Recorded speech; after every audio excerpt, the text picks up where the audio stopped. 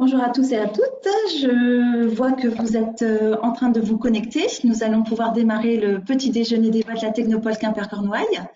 Je me présente, je suis Fabienne Jolivet, en charge de la communication à la Technopole. Et ce matin, nous sommes avec Stéphane Topin, que vous voyez à l'instant à l'écran, pour parler de numérique responsable. Donc, merci à Stéphane d'avoir accepté notre invitation. Stéphane est consultant formateur justement en transition numérique et c'est tout le sujet de notre matinale d'aujourd'hui. Nous allons avec lui voir ce qu'est le numérique responsable, les enjeux pour vos entreprises et comment justement au sein de vos structures initier une démarche de numérique responsable. Vous avez la possibilité de poser vos questions à Stéphane dans la partie questions du GoToWebinar. Et Stéphane va pendant 1 heure faire sa présentation et ensuite nous aurons une demi-heure de questions-réponses avec Stéphane.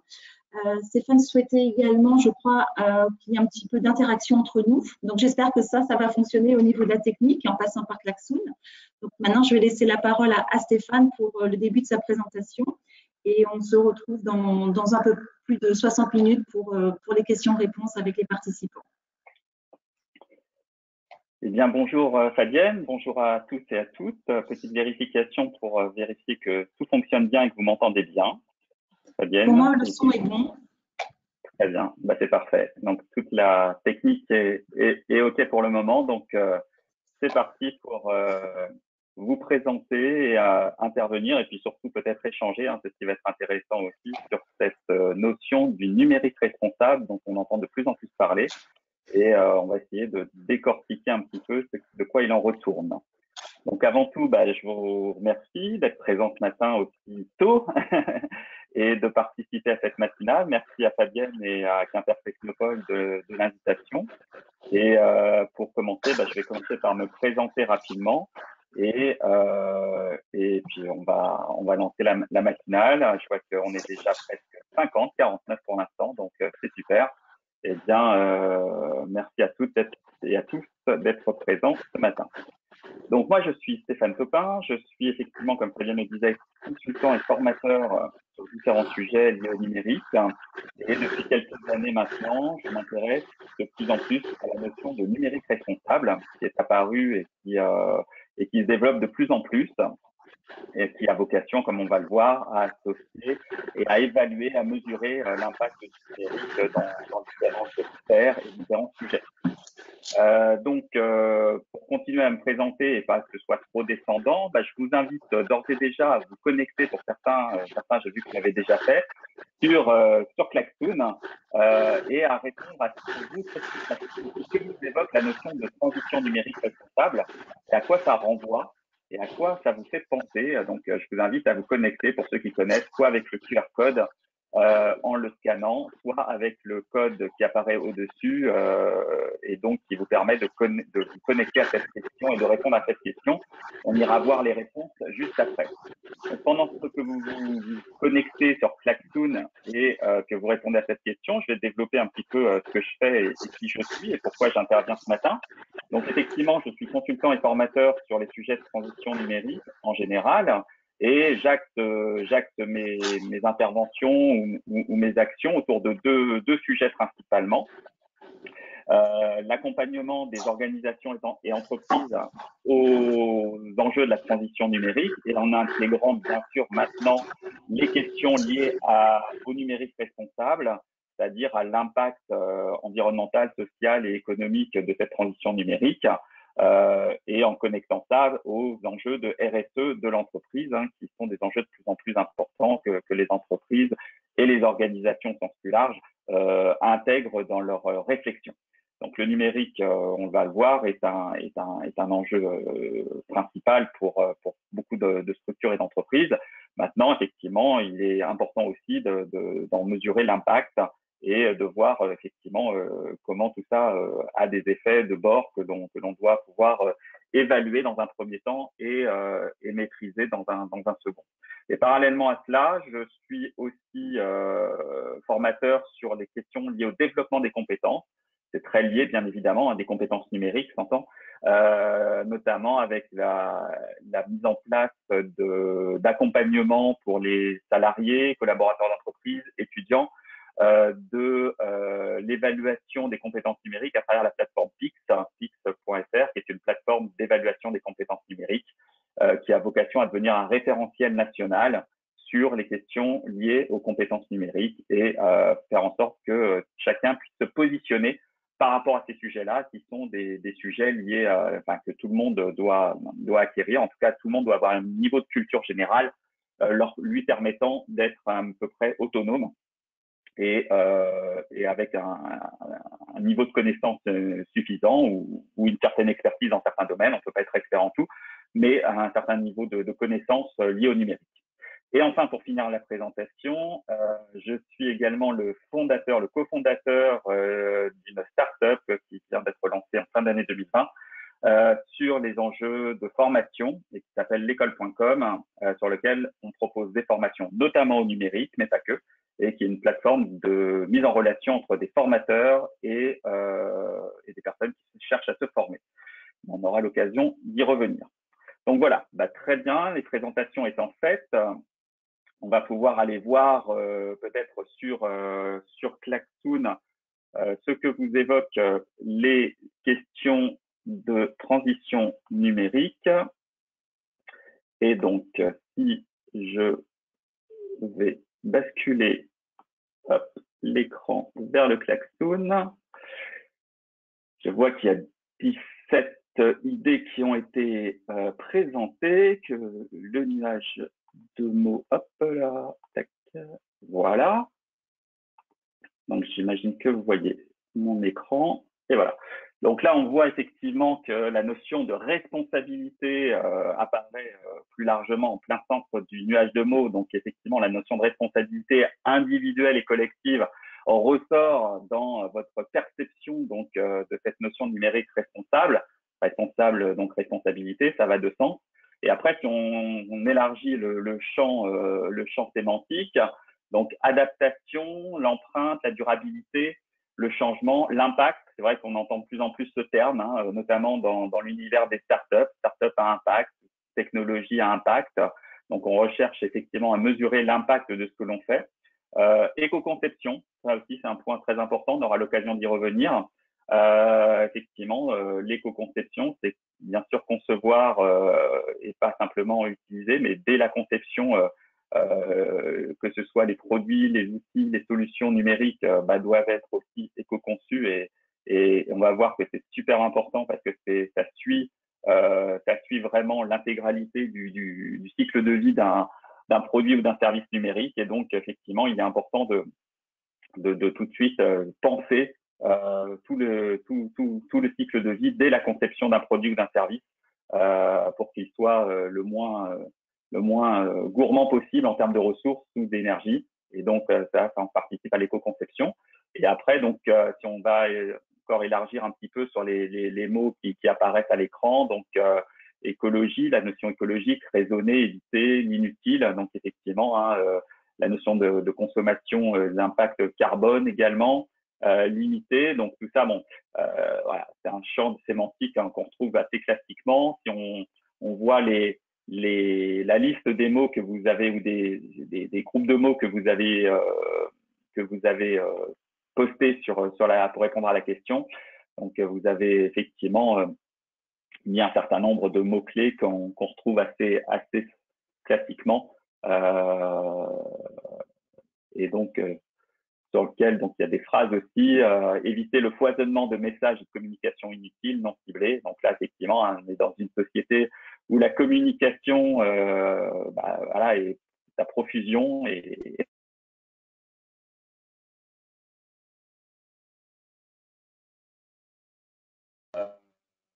en mesurer les impacts.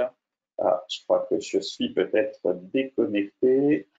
Oui, il y a un petit problème de son, Stéphane, oui, effectivement. Ouais. Hop. Alors, mon petit micro s'est déconnecté. Est-ce que vous m'entendez quand même là?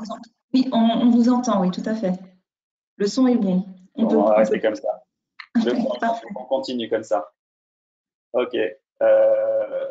Donc effectivement, bon voilà, on a vu effectivement vos résultats et donc la notion de responsabilité, d'impact sont les deux mots qui ressortent le plus. Donc voilà, merci pour cette mise en perspective du sujet. avec ce petit exercice nuage de mots sur Klaxoon qui nous permet de lancer le débat et de lancer le sujet. Eh bien, c'est parti pour en parler tous ensemble. Et n'hésitez pas à intervenir par le chat ou la fonction. Les questions, oui, tout à fait. Il est possible de poser des questions en ligne. Poser des questions, on y répondra au fur et à mesure. Et puis, vous verrez qu'il y aura effectivement aussi l'intervention de deux personnes au cours du webinaire qui vont pouvoir compléter mon propos. Je les présente tout de suite. J'ai oublié son prénom, elle va m'en vouloir, de ADN Ouest, mais elle va se reconnaître et elle interviendra tout à l'heure. Et également Didier Denis de l'Institut du numérique responsable qui viendront enrichir mon propos. Donc voilà. Donc partons à la découverte de cette notion du numérique responsable avec ce que j'appelle les 4 dimensions du numérique responsable. Les équipements, donc tout ce qui est équipement, on va voir de quoi il en retourne. Les contenus, effectivement, on produit beaucoup de choses, comme on l'a vu et comme vous l'avez noté dans le nuage de mots. Donc, effectivement, aussi comment en mesurer, en évaluer la consommation de contenu et les usages, comment on utilise individuellement et collectivement ces outils numériques à titre professionnel, puisque là, on est dans un cadre professionnel, mais c'est également le cas à titre personnel. On est, voilà, je ne sais plus quel est le temps passé derrière un écran, mais je crois que c'est très important. Je crois de mémoire que c'est environ entre 4 et 5 heures en moyenne par jour. Donc, puis la crise sanitaire a encore accentué cela.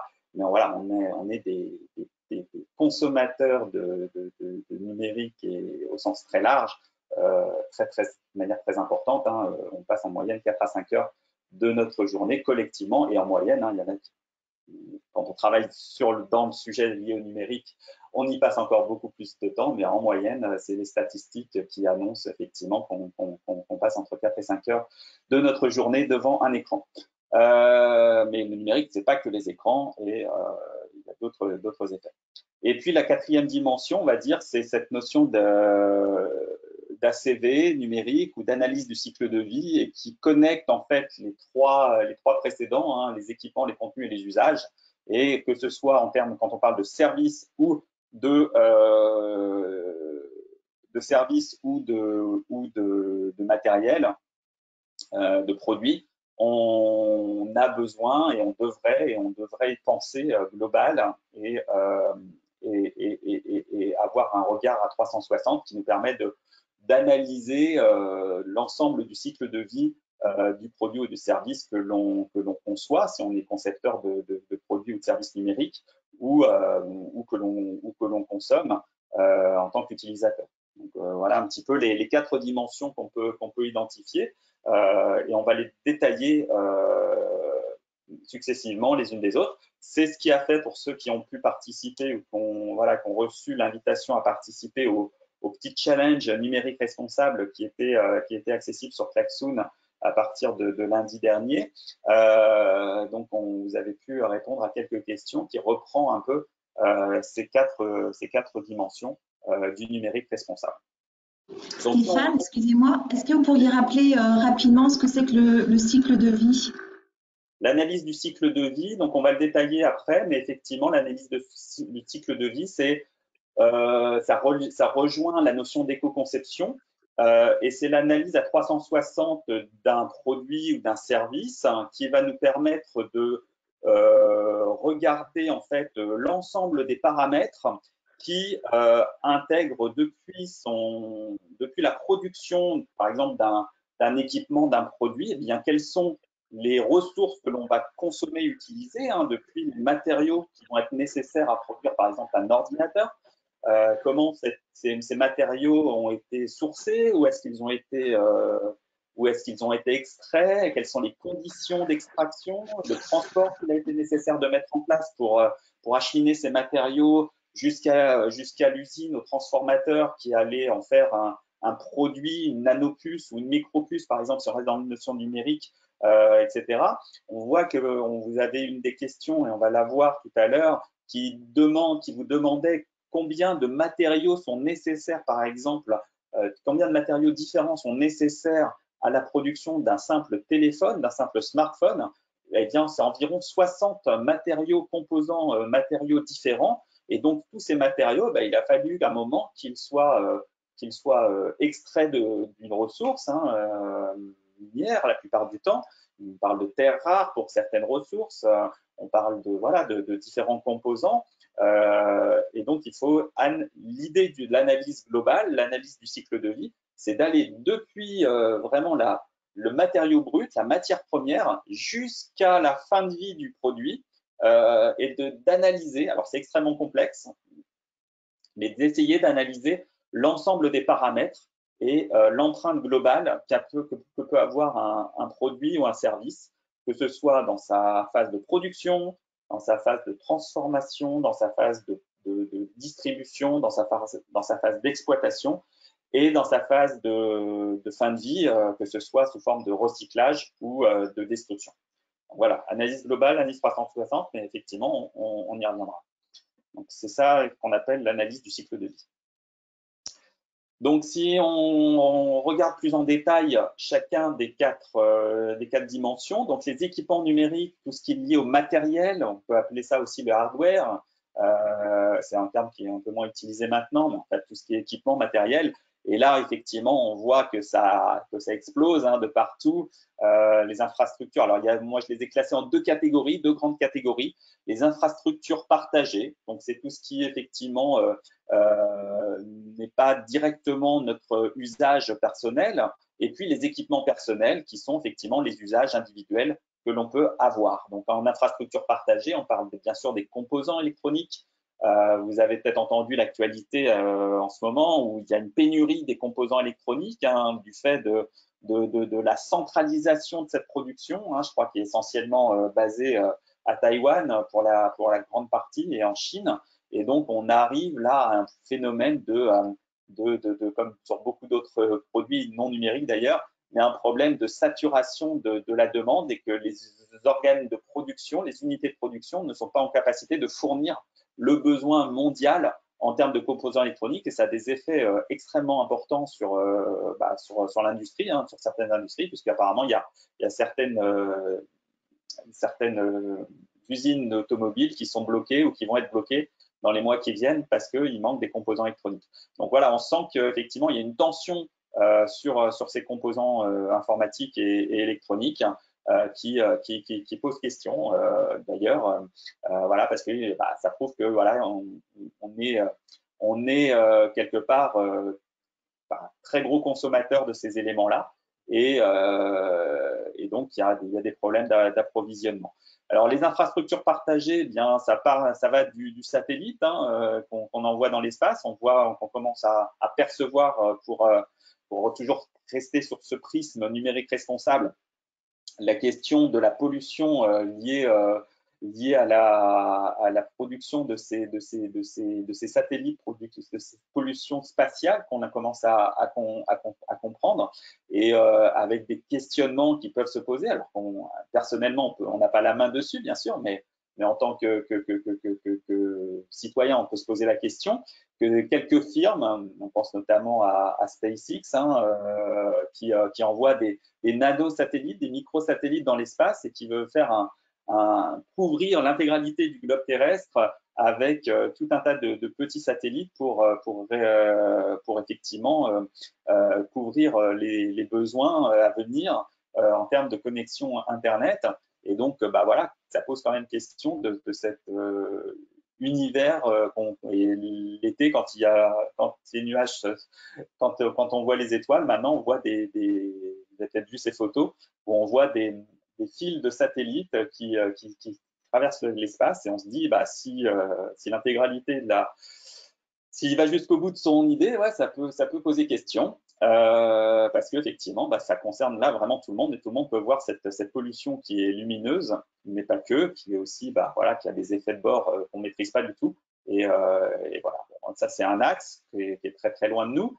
Les data centers, là aussi, ce qu'on appelle le cloud, c'est aussi un point sur lequel on n'a pas forcément la main, mais en tout cas qui nous concerne en tant que consommateurs et utilisateurs de ces outils.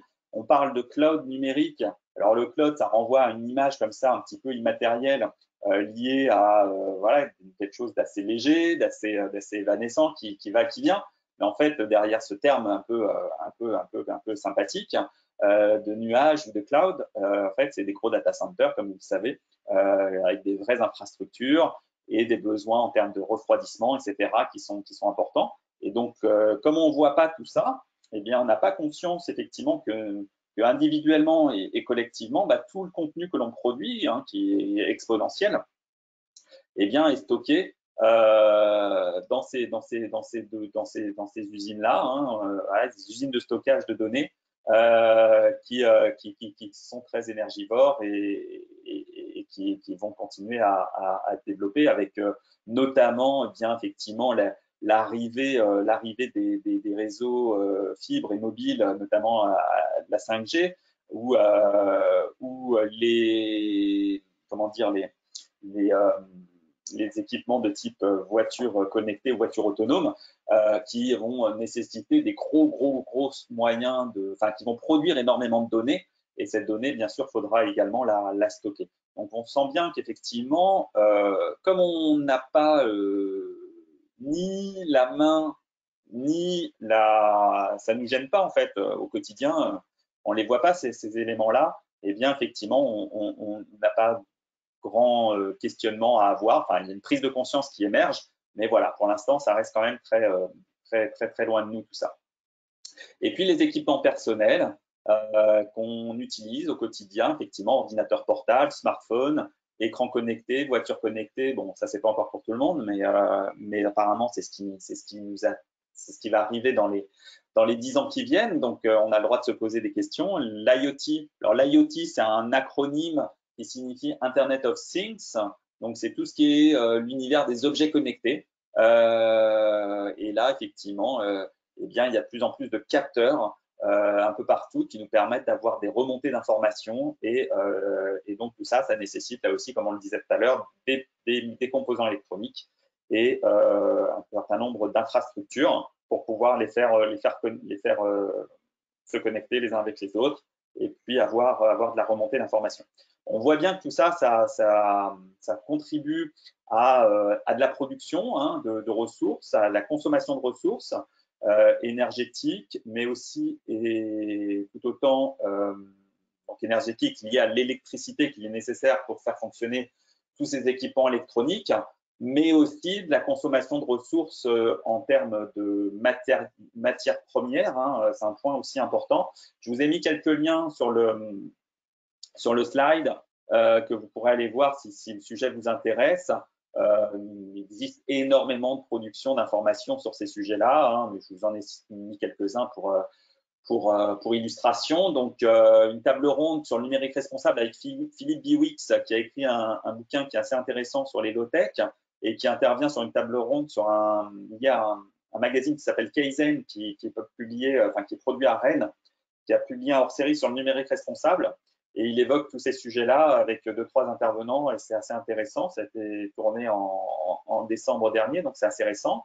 Une petite sélection d'articles sur la gestion des déchets électroniques sur un site qui s'appelle The Conversation qui fédère un certain nombre d'articles et de contenus issus de travaux de recherche, mais c'est assez vulgarisé quand même, donc ça reste accessible.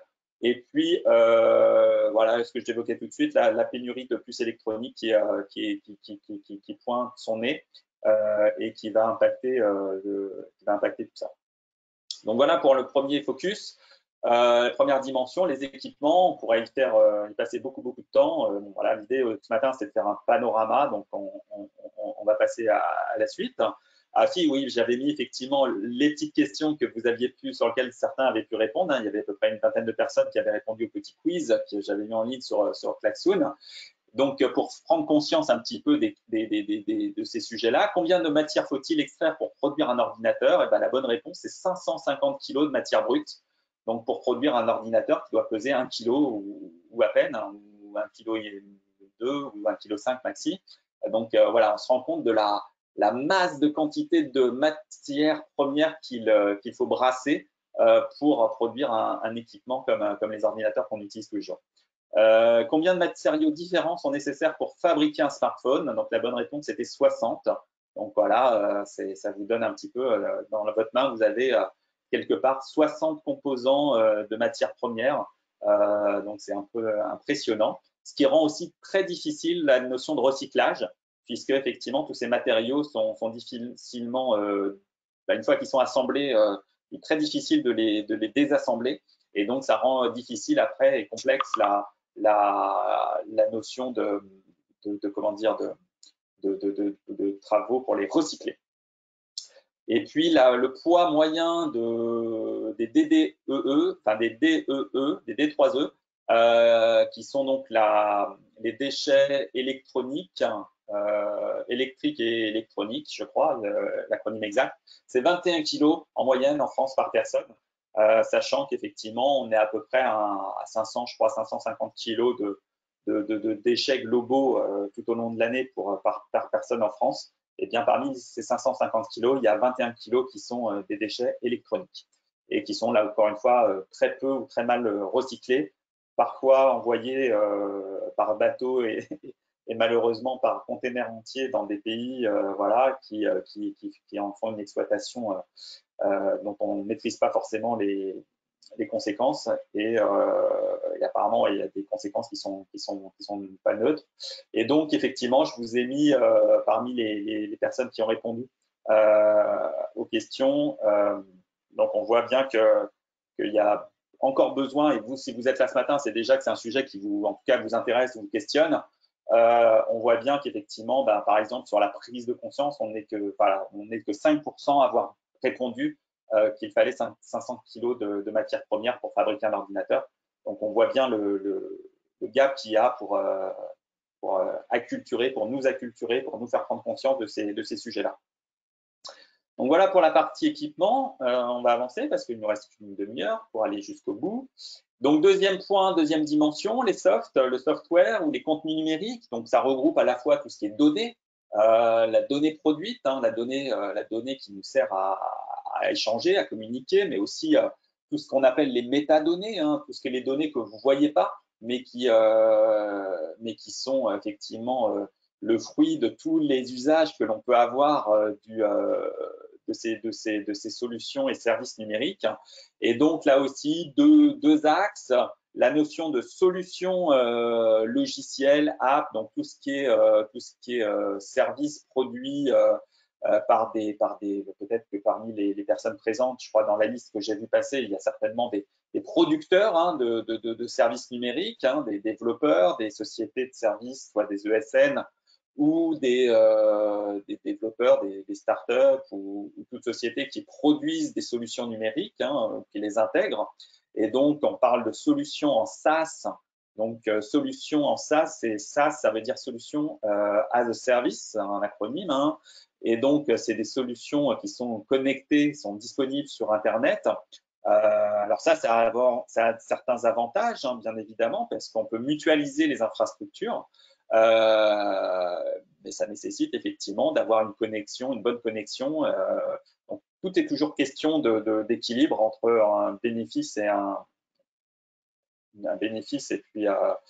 puis une contrainte.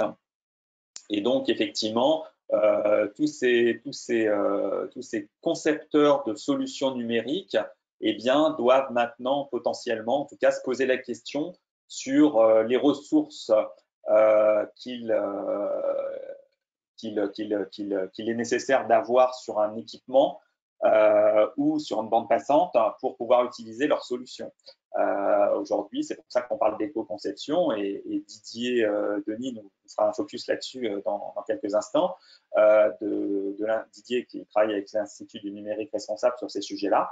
Éco-concevoir un service numérique, on l'a vu pour les produits, mais on peut le voir aussi pour les services, c'est bien pensé dès sa phase de conception, dès l'analyse à les ressources, qu'elles soient, même si elles sont immatérielles, c'est pas forcément de la consommation de matières premières, mais les ressources qu'il va être nécessaire de mobiliser pour pouvoir utiliser le service produit. Et donc là, on parle d'éco-conception et donc il y a des bonnes pratiques à développer et à connaître pour pouvoir optimiser d'usage de ces services numériques. Et puis après, derrière, une fois que les services sont conçus et développés, eh bien, il y a tout ce qu'ils produisent en termes de données, de production de contenu qu'il est nécessaire de stocker, qu'il est nécessaire d'aller chercher. Là, on est tous connectés à travers un outil qui s'appelle donc GoToWebinar. Eh bien, on est tous à peu près, je pense, situés dans l'Ouest, en Bretagne, plus ou moins, et probablement autour du Morbihan et du Finistère. Et bien certainement qu'effectivement, on va tous se connecter sur un serveur qui se situe, je ne sais pas où, mais certainement pas en Bretagne, et puis interagir avec ces données-là, et on va partager, toute cette bande passante va consommer de la ressource qui va nécessairement, effectivement, avoir un impact quelque part. Et donc aujourd'hui, on maîtrise très mal on a très peu conscience en fait de notre empreinte environnementale, empreinte carbone liée à l'exploitation de ces usages, de ces données que l'on fait. Donc ça rejoint effectivement le troisième point qu'on va voir après sur nos usages, mais quand on conçoit un service numérique, il est important aussi de proposer à l'utilisateur une version peut-être light ou en tout cas de réfléchir à comment minimiser les ressources pour pouvoir utiliser les services produits. Là aussi, donc, le petit focus sur les contenus et les questions qui avaient été posées dans le quiz. Donc, parmi les entreprises du numérique, quel pourcentage mesure les impacts environnementaux des services numériques qu'elles développent? Donc, d'après les informations, et je pourrais vous mettre les sources, c'est 43%, donc c'est quand même pas mal. Hein, il y a une vraie prise de conscience. C'est encore 50, encore là au-dessus de la moyenne, mais il y a quand même une évolution qui est sensible. 43% des ESN commencent à intégrer l'impact du numérique dans leur réflexion des produits qu'elles développent. Là aussi, c'est un petit peu moins, pardon, sur la question 5, quel pourcentage ont nommé un responsable Green IT, donc pour intégrer effectivement la notion d'infrastructure technique et donc 21%, donc il y a encore du marge de progrès, on va dire. Et puis, donc, quel pourcentage mettent en place des critères pour d'éco-conditionnalité dans leurs appels d'offres? 41%. Donc, effectivement, bon, c'est un petit peu moins de la moitié, mais c'est pas mal. Et donc là, vous aviez été effectivement on a été très peu à savoir qu'effectivement, avoir la bonne réponse sur la première question. Une bonne réponse, bon taux de réponse positive et de bonnes réponses sur la deuxième question et un plus faible sur la troisième. Bon, toutes ces questions-là, de toutes les manières, ce n'est pas le fait d'avoir la bonne réponse qui compte, c'est se poser les questions et partager les réflexions autour de ces questions qui est le plus important. Et enfin, l'axe sur les usages numériques. Donc, les usages, c'est en tant que consommateur à titre soit professionnel ou à titre plus personnel, hein, dans la sphère privée, les usages du numérique liés à notre connaissance. Hein, donc, déjà, c'est effectivement comportement, usage des utilisateurs. Donc, bon, les classiques, nettoyer sa messagerie. Qu'on ne fait pas forcément parce qu'encore une fois, ça ne nous gêne pas, sauf que quand on arrive à un message comme quoi on n'a plus d'espace, mais sinon, comme on ne voit pas, on a peu de problèmes par rapport à cela.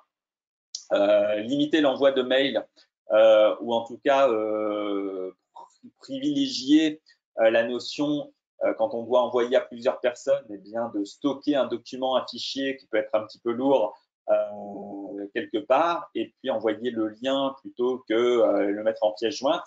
Bon, voilà, c'est des petites choses. Individuellement et sur un seul mail, bah, ça représente rien du tout, quasiment rien. Mais comme on est des millions, milliards à transférer des informations tous les jours, eh bien forcément, collectivement, ça a un impact quand même non neutre. Donc ça, c'est un point aussi, un point important. Et puis, donc, cette notion d'usage rejoint aussi cet besoin de développer nos connaissances, compétences et culture sur le numérique. La notion de numérique responsable, elle a aussi un axe lié à un axe social. Hein. On rejoint les 3 dimensions de la RSE, donc environnementale, on en a beaucoup parlé. Économique, on l'a vu avec la pénurie de puces, il peut y avoir un effet économique, un effet de bord qui est quand même pas neutre. Et puis social, et donc là, sur l'axe social, on peut parler d'inclusion ou d'exclusion liée à l'usage du numérique. Et donc, il y a aujourd'hui un pourcentage non négligeable, hein, on va le voir dans les questions, je crois que c'est 17% de personnes en France qui sont en situation de rupture numérique. On parle d'électronisme, donc des personnes qui sont éloignées du numérique, qui n'ont pas les éléments, les compétences ou les connaissances fondamentales de base qui leur permettent de pouvoir utiliser ou voilà, exploiter un numérique dans leur quotidien. Et donc, c'est un vrai enjeu d'inclusion comme un autre. Hein, donc, c'est un point important. Il y a des dispositifs qui sont développés pour réduire cette fracture numérique, mais il y a encore beaucoup de choses à faire. Et puis, cette notion de connaissance, culture générale, on peut y parler aussi d'identité numérique. Hein, comme on sait bien, tout un tas de services qui sont proposés sur Internet et qu'on est tous utilisateurs ou la plupart d'entre nous sont soi-disant gratuits, mais si c'est gratuit, c'est qu'on est le produit, comme on dit. Et donc, cette notion d'identité numérique est importante, en prendre conscience et savoir effectivement que tout cela, voilà, c'est ça. Les données, nos données nous appartiennent. Donc, il y a eu la mise en place du RGPD qui a été un plus de la protection des données personnelles. Maintenant, c'est déjà bien, c'est un acte juridique. Maintenant, on met très peu, et moi-même, je ne le fais pas nécessairement, mais à gérer même si on nous demande, voilà, qu'on nous offre la possibilité, quand on va sur un site internet, de gérer les cookies, comme on dit, ou de paramétrer les données qui sont stockées par le fournisseur du service. Très peu de personnes vont paramétrer ça et on accepte par défaut, de même qu'on ne va pas voir les conditions d'exploitation de ces données, ce qui est normal, hein, on ne va pas y passer la journée avant de pouvoir se servir du produit ou du service. Mais voilà, c'est des enjeux quand même qui sont non négligeables et qu'il faut qu'on acquiert une connaissance et une culture de savoir ce que l'on laisse comme information et qu'est-ce qu'on en fait. Et dernier point là-dessus, sur la sécurité informatique, hein, là aussi un sujet d'actualité, puisqu'on voit qu'effectivement, il y a des grands enjeux de sécurité informatique. Hein, j'entendais encore ce matin, voilà, il y a une vague de cyberattaques là, qui a notamment touché un certain nombre d'hôpitaux récemment. Je crois que celui de Brest d'ailleurs est concerné, si je ne me trompe pas. Et qui fait qu'effectivement, on voit bien que voilà, c'est des questions assez stratégiques, même si la notion de sécurité informatique ou d'identité numérique, c'est des sujets à part entière. Hein. Je l'ai mis dans la notion de numérique responsable, mais c'est pour en tout cas que, en tant qu'utilisateur, on puisse quand même avoir un niveau de sensibilisation, de connaissance minimale qui fasse qu'on en prenne conscience. Et dernier point sur les usages, l'accessibilité et inclusion. Je vous ai parlé des personnes qui étaient éloignées ou en rupture du numérique. La notion d'accessibilité, c'est aussi l'accessibilité des produits et services aux personnes handicapées. Et donc là aussi, j'ai l'impression qu'il y a eu à un moment une sensibilisation plus importante sur ce qu'on appelle le référentiel général d'accessibilité. On en entend beaucoup moins parler en ce moment. Alors, je ne sais pas si des produits et services sont devenus accessibles, mais je n'ai pas forcément l'impression. Mais en tout cas, c'est un point aussi important à considérer dans l'usage et l'accessibilité des produits et services numériques. Et donc, dernier petit jeu de questions. Voilà, donc sur l'émission, donc quand on envoie un mail, quand on fait une recherche sur Google, voilà, on consomme 10 grammes de CO2, c'est pas grand-chose, et en même temps, sur une année, ça fait quand même 10 kg. Voilà, ça fait référence à l'empreinte carbone que l'on émet. Donc même là aussi, quand on a l'impression que le télétravail a sensiblement fait que voilà, ça va augmenter encore, on a une empreinte environnementale non neutre, même avec nos usages du numérique. Donc voilà, je vais évoquer aussi le pourcentage de population qui est exclue du numérique, fracture numérique ou électronisme, donc c'est 17%, donc c'est pas négligeable. Et donc là, vous aviez meilleur résultat sur cette partie usage, donc peut-être une meilleure sensibilisation collective à ces usages, puisqu'on arrive à 58% de bonnes réponses en moyenne. Voilà, ça vaut ce que ça vaut comme petite étude, mais voilà, c'est intéressant de voir qu'il y avait des moins taux de bonnes réponses sur les autres axes que sont le matériel et les services. Et donc, pour finir, sur la partie découverte, les ACV, l'ACV numérique, le cycle de vie du service numérique, et donc, comme on le voyait tout à l'heure, quand on parlait Fabienne, on part de la conception ou de l'éco-conception d'un produit, la production et la réalisation d'un produit ou d'un service numérique, le déploiement, la phase de déploiement, comment on va rendre accessible ce produit ou ce service, sa gestion et son administration, son utilisation par l'utilisateur final, la maintenance et la fin de vie. Donc là, on est vraiment sur toute la boucle. Et donc ça, c'est vrai pour les services, mais c'est aussi vrai pour les produits, avec encore en plus du produit, il y a une notion matérielle des choses qu'il n'y a pas forcément dans le service, mais les concepts sont à peu près équivalents.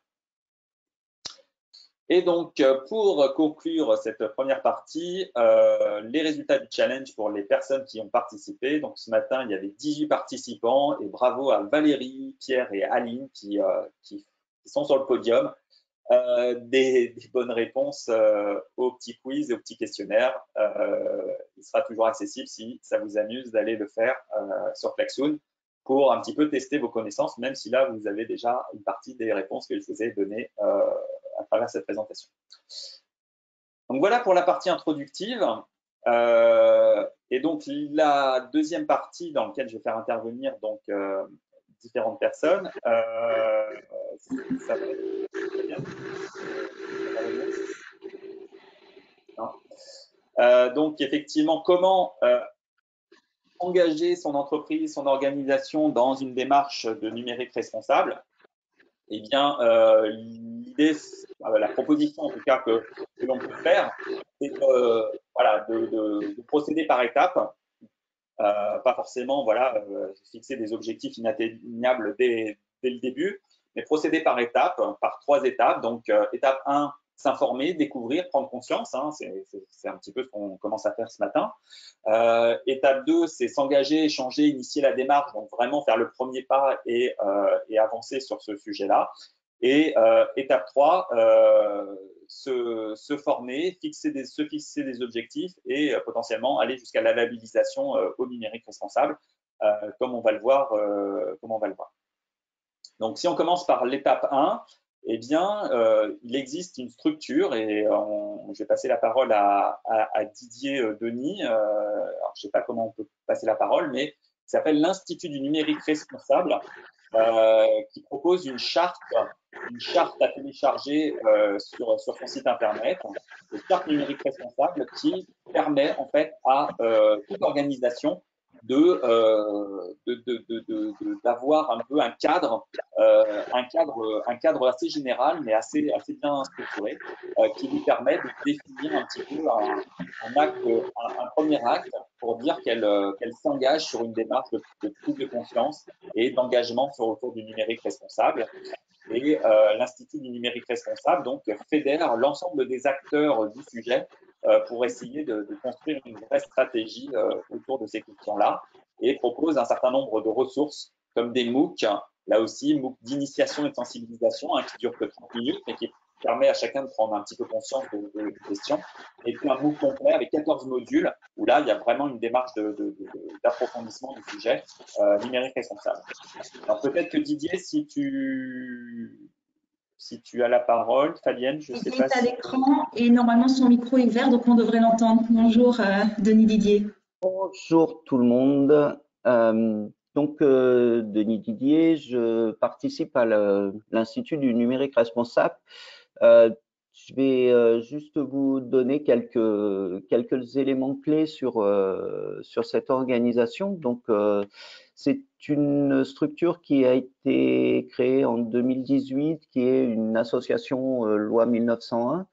La vocation de cette organisation, c'est de propager dans l'environnement culturel français et plus largement européen des éléments sur la pratique du numérique responsable. Qu'est-ce que l'on peut produire, qu'est-ce que l'on peut donner comme information pour rendre le numérique responsable beaucoup plus opérant à l'intérieur des organisations, quelle que soit leur taille. L'Institut du numérique responsable regroupe aujourd'hui une soixantaine de membres qui sont distribués entre des grandes entreprises, des PME, TPE, des administrations ou des collectivités territoriales, des écoles, des universités. Et donc, cet ensemble de membres contribue très activement à diffuser cette pratique numérique responsable. Et nous avons structuré l'activité autour de 3 pôles différents. Un premier pôle qui est, on a appelé ça le lab. Donc, c'est tout ce qui va permettre de créer de la matière que l'on va diffuser largement. Je reviendrai sur un ou deux sujets particuliers. Ensuite, nous avons une structure qu'on a appelée l'académie, qui va utiliser les ressources produites par le lab pour les structurer, pour faire de la formation, pour participer à l'éducation et la diffusion de ces éléments dans le domaine public. Et dernier point, une structure de pilotage qui va être là pour organiser les points de mesure. Comment est-ce qu'on peut contrôler les effets? Comment est-ce qu'on peut les organiser, les mesurer? Et effectivement, ces 3 structures vont être toutes interconnectées et le résultat de chacune de ces opérations va permettre d'interagir avec les autres et d'affiner toute la démarche de production. Par rapport au lab et pour revenir sur notre sujet d'aujourd'hui, l'un des éléments actifs de production de l'INR sur ces derniers mois a été la mise en œuvre d'un référentiel de conception responsable de services numériques. Quels sont tous les éléments dont on a besoin et comment les structurer, quelles questions se poser pour, lors du développement d'un service numérique, avoir les meilleures pratiques et mettre en œuvre les solutions les plus durables, que ce soit dans la phase de conception, que ce soit dans la phase d'utilisation, les solutions d'hébergement, l'emploi et des outils matériels, donc on va parler de serveurs et d'équipements utilisateurs, l'emploi des logiciels, l'emploi des données, et qu'est-ce qui se passe lorsque l'ensemble de ces éléments arrivent à échéance. Un matériel qui doit être remplacé. Aujourd'hui, dans la majorité des entreprises, on prend la durée d'amortissement comptable et une fois que cette durée-là est aboutie, on remplace un matériel. On peut aller au-delà, il y a un certain nombre de pratiques sur lesquelles on doit aussi s'engager. Mais on se pose rarement la question des données. Je stocke des données et des volumétries importantes de données. Qu'est-ce qui se passe quand ces données n'ont plus aucune valeur? Et généralement, on les oublie. Donc, tout l'ensemble du référentiel de conception responsable vise à organiser et à définir les processus qui vont permettre de mettre en œuvre toutes ces questions, de les adresser dans les différentes phases d'utilisation, de production. Et le cycle de vie qu'évoquait Stéphane est tout à fait représentatif, à la fois des services numériques et des outils matériels. Voilà, je vais peut-être pas aller beaucoup plus loin sur cette partie INR. Je vous invite à aller voir le site de l'Institut du numérique responsable que Stéphane a affiché et notamment peut-être vous familiariser avec la charte qui est le premier point d'engagement d'accroche sur ces sujets-là et qui commence à donner un cadre sur les objectifs, comment est-ce que collectivement on peut avancer pour faire progresser ces sujets. Merci, je vous redonne la parole. Merci beaucoup. Merci Denis. Donc effectivement, bah, voilà, vous vous laisserez, hein, on ne va pas faire passer trop de temps parce qu'il est déjà 9h25 et vous avez tous les liens pour pouvoir vous connecter sur le site de l'Institut du numérique responsable à le découvrir ce qui l'en retourne. Là, j'ai d'ailleurs une question sur la charte. Est-ce qu'elle est valable justement pour tout type d'entreprise? Oui, tout à fait. Et elle est suffisamment, avec un périmètre suffisamment large pour s'appliquer à la fois, on va dire, à tous les types d'organisations, que ce soit les grandes entreprises, les TPE, mais aussi les collectivités et les éléments liés aux structures territoriales. Donc, merci. Très bien. Donc, pour continuer notre petit parcours, donc on a vu effectivement la première action qui pouvait être la notion de s'informer, découvrir, prendre conscience avec la charte et puis les outils que propose l'Institut du numérique responsable. L'étape 2 peut être s'engager, échanger et initier la démarche numérique responsable. Et pour cela, on a la possibilité, puisqu'on est dans la région Bretagne, de rejoindre ADN Ouest avec Caroline, excuse-moi Caroline, j'avais oublié ton prénom tout à l'heure. ADN Ouest qui propose, donc que Caroline va présenter, qui propose donc une communauté numérique responsable qui a été créée il n'y a pas très longtemps, hein, le 6 octobre 2020, donc à Angers, puisque la ADN Ouest fédère les régions Pays de la Loire et Bretagne. Et je propose de passer la parole à Caroline si elle est connectée pour nous présenter plus en détail ADN Ouest. Son nom de famille à Caroline, pardon? Warsh. D'accord.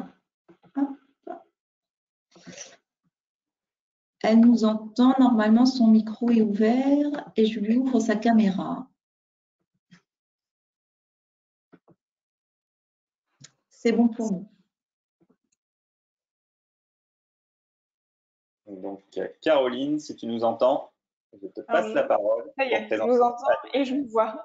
Je ne sais pas s'il y a la présentation que je vous ai envoyée ou pas du tout. Non, je n'ai pas l'habitude d'utiliser. J'ai récupéré juste, effectivement, mais juste quelques captures écran du site ADN Ouest, mais j'ai pas la présentation. Ok, bon, c'est pas grave, je vais le faire comme ça. Donc, bonjour à tous et puis merci pour l'invitation pour ce webinaire autour du numérique responsable. Donc, je suis Caroline Arouet, je suis chargée de mission filière numérique à ADN Ouest et basée à Brest pour m'occuper de l'animation des départements du Finistère et des Côtes-d'Armor. Donc, ADN Ouest, comme l'a expliqué en quelques mots Stéphane, c'est une association qui regroupe plus de 600 entreprises sur les deux régions, Pays de la Loire, Bretagne. Et les entreprises sont réparties en 3 collèges. Donc, le premier, ça va être les entreprises de services numériques. Le deuxième, plutôt les entreprises utilisatrices. Donc, ce qu'on qualifie comme entreprise utilisatrice, c'est une société qui n'a pas cœur de métier numérique, mais qui va avoir une DSI, par exemple, au sein de sa société. Et puis, le troisième collège, c'est les établissements supérieurs, recherche et formation. On organise avec les adhérents une centaine d'événements par an sur ces deux régions-là, autour de 4 grands terrains d'action sur lesquels on intervient. Donc, il y a l'emploi et la formation avec des sensibilisations aux métiers du numérique auprès de différents publics, que ce soit les personnes en reconversion professionnelle, les jeunes ou bien les professionnels de l'emploi. Donc, pour tout ça, on s'appuie sur notre enquête annuelle qui est l'ORCN, donc l'Observatoire régional des compétences numériques, qui permet de faire des remontées terrain tous les ans et sonder comment le marché de l'emploi au niveau des métiers du numérique a évolué. Le deuxième axe sur lequel on va faire de l'événementiel va être autour de l'innovation, avec notamment ADN Booster, qui est un accélérateur de start-up. Le troisième volet autour de la transition numérique. Donc là, c'est de proposer des ateliers de l'événementiel avec différents partenaires. Et puis le quatrième axe qui va davantage nous intéresser ce matin autour de la RSE avec deux dispositifs. Le premier, un fonds de dotation, ADN Solidarity, qui permet de soutenir des projets teintés numériques autour de différentes thématiques comme le handicap, les quartiers prioritaires ou l'équité homme-femme. Et puis la communauté numérique responsable qu'a évoqué Stéphane tout à l'heure. Donc cette communauté, elle a été lancée à l'automne dernier, mais il y en a 6 en fait qui ont été lancés par les adhérents depuis 2019. Il y a des choses autour de la data, du management, du cybersécurité, la stratégie digitale. Donc voilà, au total il y en a 6 aujourd'hui. Il y en a d'autres qui verront jour après, et il y a celle du numérique responsable qui a été lancée l'année dernière. Aujourd'hui, elle réunit à peu près une centaine de membres et elle s'articule autour des 5 thématiques inspirées de la charte de l'Institut du numérique responsable qui a été présentée juste avant par Denis Didier. Donc, au niveau des grands axes qui ont été définis autour de cette communauté numérique responsable, on a le premier autour de l'optimisation des outils numériques pour limiter les impacts et la consommation. Comme a pu l'expliquer tout à l'heure Stéphane, produire du numérique, c'est pas neutre. Le deuxième axe autour du développement des offres de services accessibles à tous, inclusives et durables. Le troisième axe autour de mesurer le numérique, le rendre transparent et lisible. Comme les petits sondages proposés par Stéphane, on voit que quand on envoie des mails ou quand on garde sa boîte mail pleine, c'est pas neutre non plus. Le quatrième axe autour adopter des pratiques numériques éthiques et responsables. Donc, ça va de, par exemple, la construction d'un site web ou le développement d'une appli. Et le cinquième axe, faire le lien avec les territoires et les écosystèmes du numérique responsable. Donc, à partir de ces thèmes, ils ont créé plusieurs ateliers à travers lesquels ils produisent différents types de contenus. Et concernant les premières réalisations ou réflexions que je peux vous citer, il y a eu notamment l'événement Numérique Training qui a eu lieu la semaine dernière et qui a réuni une trentaine de personnes. Également, il y a eu un questionnaire de réaliser qui a permis de recenser une quarantaine de réponses autour du numérique responsable et les projets concrets qui se dessinent autour de comment convaincre d'engager une démarche numérique responsable. Donc ça fait écho à ce qu'évoquait tout à l'heure Stéphane. Il y a également un outil collaboratif sous forme de cartographie interactive qui recense les acteurs et les ressources documentaires disponibles qui permettent de mettre en place ce type de démarche. Et voilà. Et puis pour finir, je peux citer qu'il y a un événement qui se dessine sur l'accessibilité numérique. Donc j'espère que ces petites informations flash autour de la communauté numérique responsable d'ADN Ouest vous aura apporté un petit regard. Et puis comme le propose Stéphane, il y a le site web d'ADN Ouest avec les premières infos aussi autour de cette communauté. Merci. Merci Caroline. Merci beaucoup Caroline. Et donc effectivement, je vous invite tous à rejoindre ADN Ouest. Il y a des échanges super intéressants et pouvoir sur différents sujets. Donc, pour rester dans le timing et pas trop déborder, donc on a vu étape 1, s'informer, découvrir, prendre conscience. Étape 2, s'engager, échanger, initier la démarche. Et puis donc étape 3, c'est aller encore un cran plus loin. Donc c'est se former et se fixer des objectifs jusqu'à éventuellement se faire labelliser numérique responsable en tant qu'organisation, entreprise ou organisation publique. Et donc, cette étape 3, on peut effectivement la faire sous forme de formation. Hein. Moi-même, j'anime et je propose donc une formation-action que vous pouvez retrouver sur le site l'école.com qui propose en 6 semaines d'engager la démarche numérique responsable dans votre organisation, dans votre entreprise, avec des actions très concrètes et opérationnelles pour mettre donc l'entreprise en mouvement, l'organisation en mouvement. Et donc, c'est 2 heures par semaine en visio et puis des travaux à faire entre chaque séance, hein, chaque semaine un exercice ou un travail très concret, très opérationnel pour actionner une première marche, monter une première marche vers le numérique responsable dans son entreprise. Et donc, au bout de 6 semaines, on a un premier, je dirais, volet d'action engagé qui permettent de travailler sur une première étape de mise en œuvre de son numérique responsable. n'hésitez pas à me contacter si vous avez des questions et si vous souhaitez donc en savoir plus sur cette offre. Et sinon, vous pouvez la retrouver sur la plateforme l'école.com, comme je vous le disais en introduction, que nous avons lancé fin d'année dernière et qui fédère un certain nombre d'offres de formation, pas que les miennes, hein, celles de beaucoup d'autres formateurs sur différents sujets.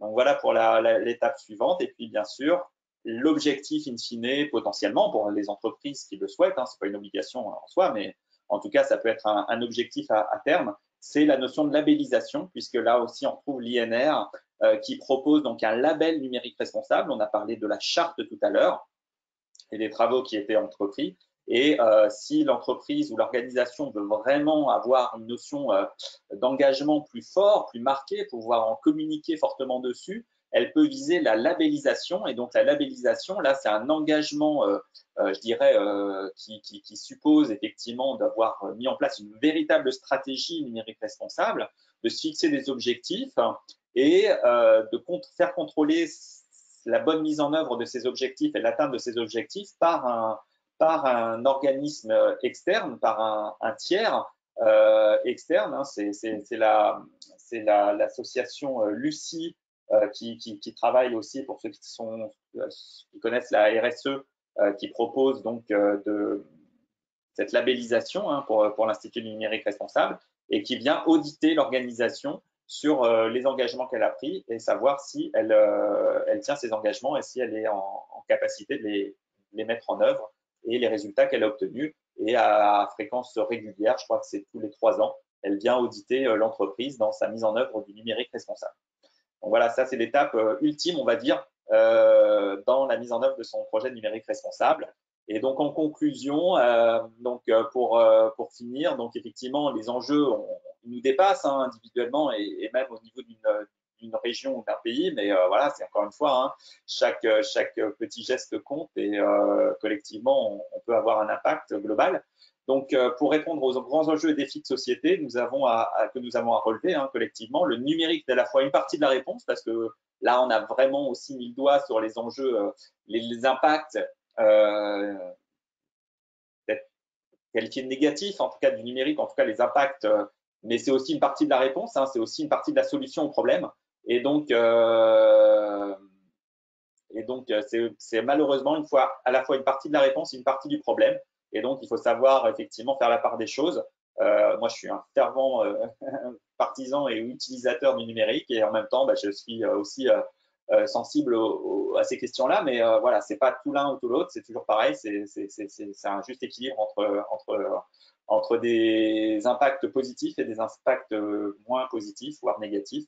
Et donc, pour finir, la notion de numérique responsable, c'est une démarche d'amélioration continue qui vise à réduire l'empreinte écologique, économique et sociale des TIC, comme on disait. Et donc ça, c'est effectivement l'Institut numérique responsable qui le définit comme ça. Donc voilà pour ce que je voulais vous proposer ce matin. Et donc, je vous propose de répondre à vos questions ou de lancer le débat, Fabienne, s'il y a des questions. Merci Stéphane hein, pour cette présentation du numérique responsable. Alors j'ai une question qui revient un petit peu sur le label justement NR dont vous parliez précédemment. Justement, existe-t-il un label pour les produits ou des équipements développés dans le respect de la charte du numérique responsable? Et aussi, comment identifier dans le but de favoriser les produits issus du numérique responsable? Alors, on peut peut-être passer la parole à Didier, s'il est toujours connecté. Donc, effectivement, la labellisation, c'est une démarche qui vise à atteindre des objectifs. Après, il existe d'autres critères hein, de qualité et de labellisation, notamment pour les produits. Et donc même ça, j'en ai pas trop parlé tout à l'heure sur la dimension 1 matérielle, mais dans son processus d'achat d'équipement et par exemple, c'est les appels d'offres que l'on peut passer, il est effectivement important de mentionner ses attentes et ses attendus en termes de charte et de labellisation du produit et avec le niveau de consommation électrique qu'il est nécessaire d'avoir sur il y a des labels là-dessus Denis, si tu nous entends. Oui, oui. Juste pour revenir sur ces notions de label, de certification. Chaque fois qu'on emploie ces mots, on peut les adresser sur plusieurs plans. Il y a des choses qui vont concerner l'ensemble de l'organisation. C'est la structure de l'organisation. Donc là, on va parler d'une organisation qui signe la charte, qui va s'impliquer dans la démarche, de labellisation de l'organisation. Ça, c'est vraiment au niveau de la structure elle-même. Maintenant, pour chacun des éléments produits, si je crée une nouvelle application ou un nouveau site web ou un nouveau service, je vais aussi avoir besoin de pouvoir mettre un tampon sur ma production en disant la production que j'ai faite et mon service répond à un certain nombre d'engagements. Et là, on va parler de certification. On va être en mesure de certifier que le développement de votre service numérique répond à, par exemple, les préconisations du référentiel de conception responsable. Donc, cette démarche de certification des éléments et notamment des productions de services, ce sont des choses qui vont arriver. L'INR est en train de travailler sur ces sujets-là et on devra avoir les premiers éléments de certification fin de cet été, début de l'automne. Voilà. Donc, il y a vraiment des niveaux différents. Soit on parle de l'organisation et de la structure que l'organisation met en œuvre pour répondre à ces objectifs numériques responsables, soit on parle des éléments produits et essentiellement les sites web, les structures de données, tous les développements internes. Voilà, j'espère avoir répondu à votre question.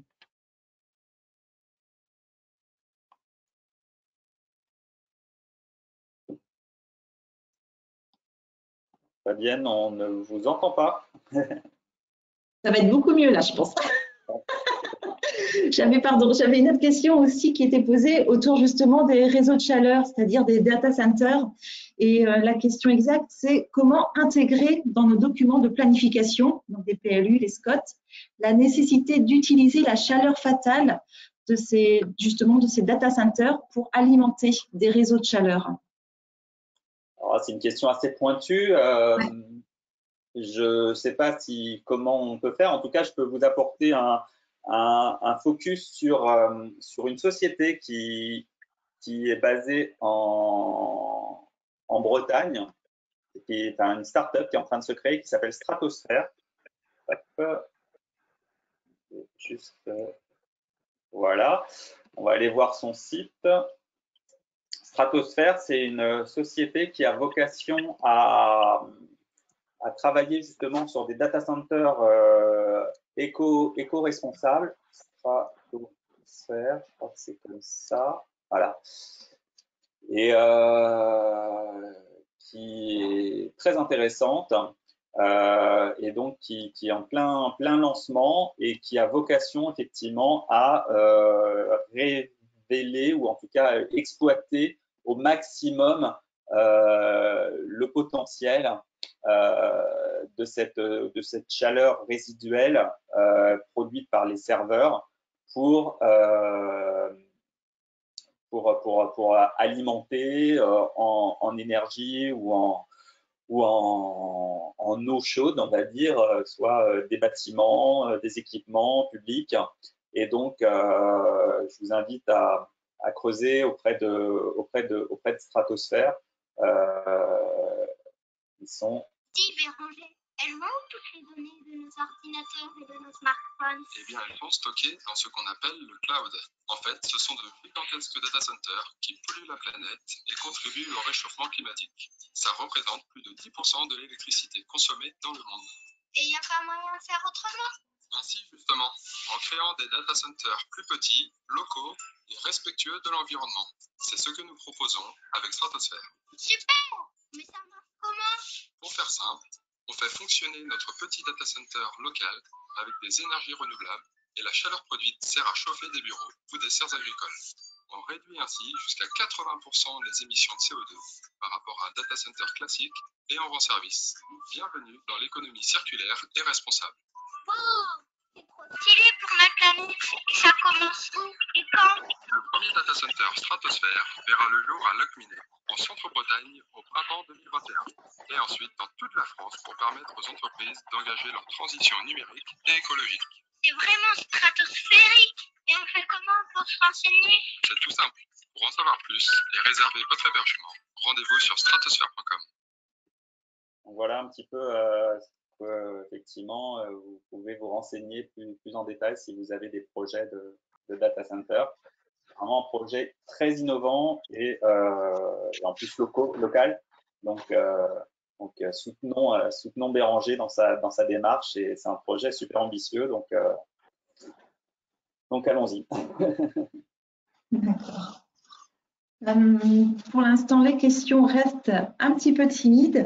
Je voulais revenir aussi sur, justement, parce que le fait de devenir numérique responsable, ça va créer aussi des nouveaux métiers, je pense, parce que tout à l'heure, on a parlé justement des responsables Green Hit. Est-ce que vous pouvez nous préciser ce que c'est qu'un responsable Green Hit? Et c'est quoi la différence entre le Green Hit et j'ai lu qu'il y avait aussi le Hit for Green? C'est deux choses un petit peu différentes. Ouais, tout à fait. Green IT, donc ma lecture, après,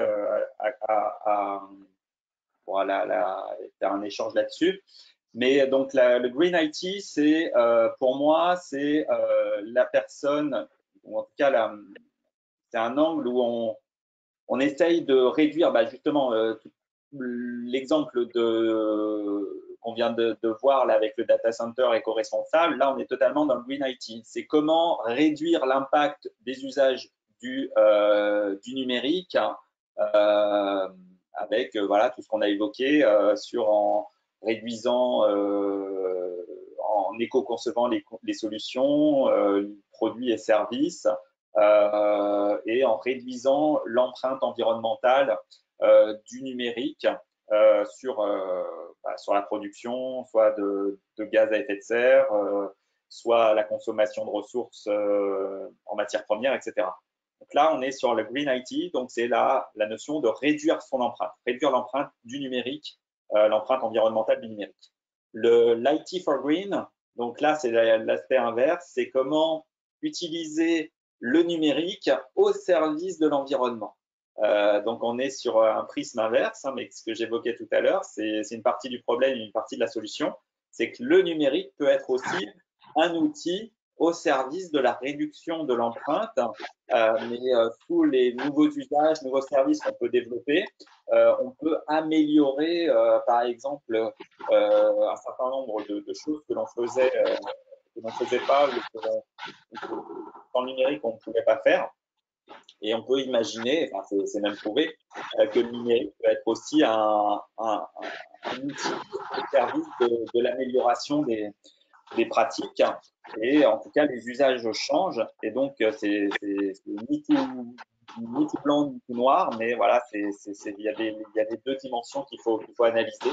Et puis faire une analyse de balance entre les aspects positifs et les aspects négatifs de l'usage du numérique. Mais c'est extrêmement complexe, effectivement, de savoir, effectivement, d'avoir une analyse globale. Hein. On retrouve la notion d'ACV. Essayer d'avoir une analyse globale des effets directs et indirects, c'est extrêmement complexe. Et voilà un peu les deux axes entre Green IT et IT for Green. D'accord, merci. On a une question aussi concernant les sites Internet, justement. La crise du Covid a conduit des petites entreprises à proposer leur offre sur Internet. Et la question, c'est comment les accompagner dans un usage responsable de leur site Internet? C'est toute la sensibilisation, un petit peu les différentes étapes qu'on évoquait tout à l'heure. C'est à la fois, effectivement, intégrer, même s'il y a beaucoup de choses à intégrer. Hein, je comprends qu'une personne qui n'est pas forcément, même si elle est utilisatrice et consommatrice des outils numériques, quand on lui demande d'intégrer à la fois la compréhension du fonctionnement d'un site Internet. On lui dit, il ne suffit pas d'avoir un site Internet, il faut qu'il soit bien référencé, il faut qu'il y ait du contenu régulier pour qu'il soit bien référencé, qu'on utilise les réseaux sociaux pour faire venir du monde, qu'il y ait une démarche effectivement de web marketing pour toucher les bonnes personnes, que le site doit être à la fois disponible sur un ordinateur, mais aussi compatible par rapport à un usage sur mobile, puisque en fait, les usages sont de plus en plus liés au mobile. Qu'est-ce que je peux citer d'autre? Voilà, qui est plein de toutes ces dimensions-là. Si on rajoute en plus pour les commerçants, ou même pas que les commerçants, mais en tout cas pour les entreprises, la notion de e-commerce, et donc tous les enjeux liés à la vente en ligne. On peut y mettre aussi la notion de cybersécurité et donc de bonnes pratiques liées à la protection et la cybersécurité, plus la protection des données personnelles du RGPD. Et on vient leur rajouter une petite couche supplémentaire en disant ouais, mais tout ça, il faut le faire de manière responsable.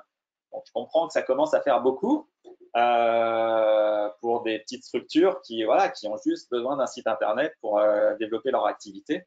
Maintenant, effectivement, pour des personnes qui sont sensibles à ça ou pour des entreprises qui ont vocation à avoir vraiment une démarche consolidée, intégrée et cohérente par rapport à un positionnement, que ce soit éco-responsables, on va dire, au sens très large. Si elles produisent des produits éco-responsables, il semble un peu cohérent qu'elles prônent la notion de circuit court. Il peut sembler cohérent effectivement qu'elles aient une démarche aussi numérique responsable qui soit en cohérence par rapport avec le reste de leur approche globale, quoi. Donc, mais effectivement, ça fait beaucoup de choses à prendre en considération. Et c'est pas toujours évident. C'est pas forcément. En tout cas, c'est important d'en avoir entendu parler. Et puis après, chacun fait son choix par rapport à ce qu'il met en priorité et ce qu'il est capable de mettre en œuvre. Mais sinon, il y a des acteurs aujourd'hui, des développeurs de sites internet qui sont vraiment très orientés là-dessus. Il y en a parmi dans la salle, je pense, qui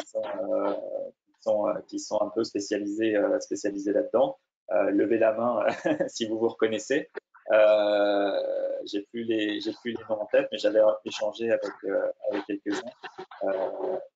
N'hésitez pas à vous faire connaître par rapport à ça. Écoutez Stéphane, je pense qu'on a fait un petit peu le tour de la question. Il y en avait une dernière, c'était justement par rapport à la RSE. Comment est-ce que je peux inclure ma démarche NR dans ma RSE? On est totalement en lien là-dessus. Je veux dire, c'est un des axes qui peut être mis dans la démarche RSE comme un axe comme un autre, on va dire. Comme le sourcing de ses fournisseurs avec ses parties prenantes, etc. La démarche numérique responsable peut alimenter et contribuer à la démarche RSE dans son ensemble. Elle est aussi, comme la RSE, on va dire qu'elle est transverse, c'est-à-dire qu'elle peut toucher l'ensemble des actions de l'entreprise, que ce soit dans sa sphère de production, dans sa sphère de commercialisation, distribution, dans sa sphère de gestion et administrative. Donc, la notion de numérique responsable, elle est comme la RSE, elle est totalement transversale. Donc, elle peut vraiment être intégrée à la démarche RSE de l'entreprise. D'accord. Et en commentaire, j'ai Audrey Panot, qui est fondatrice d'une agence web éco-responsable, qui a levé la main. Je vais essayer de… Pénaud, pardon. Je vais essayer de lui donner la parole. Alors, j'ai activé son micro, mais voilà. Audrey Pénaud, nous vous entendons. Vous m'entendez? Super. Très bien. Bonjour. Oui, bonjour. Voilà, c'était juste pour rebondir sur ce que nous disait Stéphane. Donc, nous, on est une agence web située à côté de Quimper. On travaille vraiment autour de l'éco-responsable. On conçoit nos sites à partir de certains critères pour aller vers la légèreté, la rapidité et l'empreinte carbone allégée. Et le nom de l'agence, c'est quoi ou le site internet? Roquette, comme la feuille de Roquette. Roquette Agence Web. Okay. Est-ce que vous voulez jouer? Ah, bah, super. Okay. Merci pour votre intervention, Audrey. Bah, écoutez, Stéphane, je n'ai pas spécialement d'autres questions. Je vous laisse aller sur le site web à ce moment-là d'Audrey Pénaud qu'on vient d'entendre. Absolument. Donc voilà, Roquette. Super.